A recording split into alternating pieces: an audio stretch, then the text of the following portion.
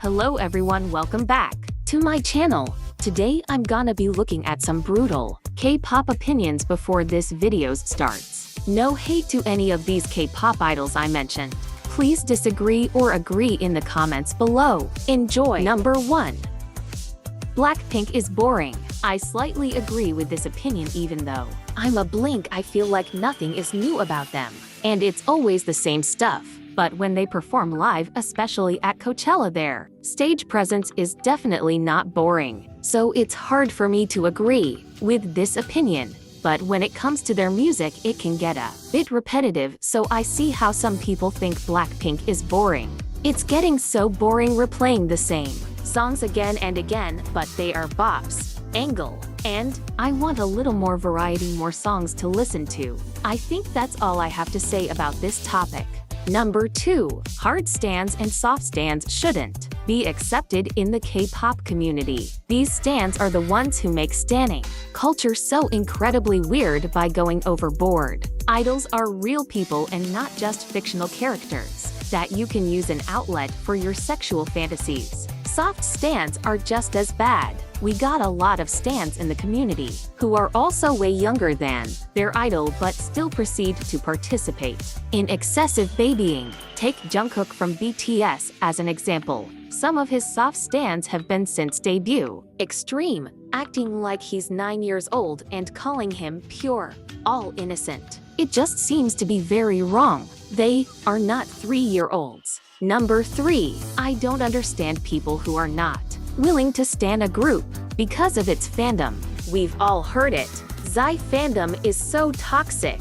Are people really letting other stans influence their choice of stanning or not stanning? Stanning or even just casually listening to the music of a group should not be determined by that. Choose for yourself, not for others. Trust me, it's actually not that difficult to avoid toxicity and all these arguments going on in a fandom. But if you truly want to unstan because of a fandom, then okay. Number 4.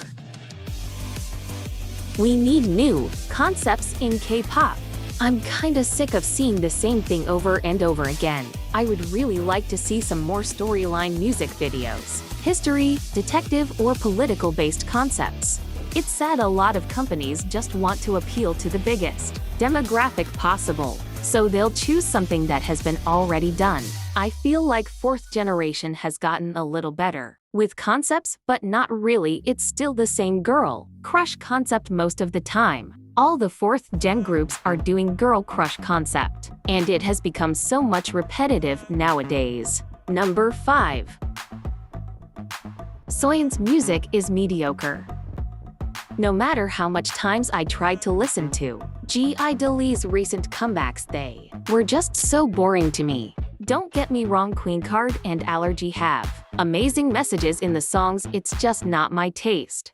After Tomboy, their music just got very boring to me and I never understood the hype for some of the songs. I mean, yeah, their songs have great messages, but it's just underwhelming. Just because a K-pop idol wrote a song doesn't automatically make it a great song. Number 6.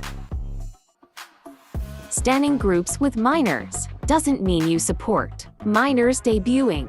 I've noticed a lot of answers and posts over that past few months regarding the topic of underage idols and how there seem to be more. What I also see a lot of are posts of people saying that standing groups that have minors while also saying you don't support minors in K-pop is hypocritical. However, I disagree. All K-pop groups come from companies, many of which are unethical. By supporting our favorite groups, we are by proxy supporting these companies that mismanage, overwork, underpay, act our favorite idols. Now, does liking K-pop mean we all support underpayment and the other awful things companies do? There are obviously some very demented people in the fandom, but for the most part, we do not. Now apply this to a group. Almost every K-pop fan stands a group that has or had underaged members or soloists who were very young when they debuted. But we don't love these idols because they're young. We support them because we like their music. There are many awful things about K-pop that we all unintentionally support by being K-pop stans, but we don't actually support them or think they're okay. Number 7. Twice dance formations are unique. They are known to have easy dances, but I personally think otherwise. The formations they make are really unique to them too, such as Make a Star in Fancy, the T in TT, and the beginning of Likey. Also, they have very subtle but intricate dance moves that make their dance even more amazing. I think the small hand gestures really add an element to their dancing that really emphasizes their overall persona when performing. Number 8.